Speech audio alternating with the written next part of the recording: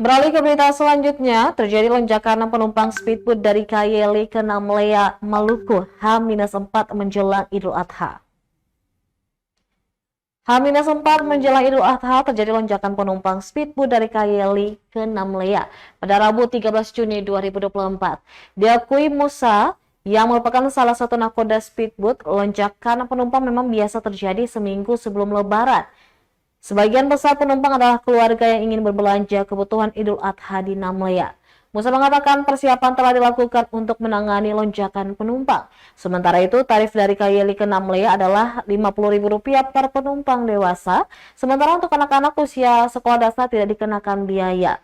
Tarif untuk pengangkutan barang, baik kecil maupun besar, ditetapkan sebesar Rp150.000. Lama perjalanan dengan speedboat Kayeli Namlea memakan waktu selama 20 menit. Download Tribun X sekarang, menghadirkan lokal menjadi Indonesia.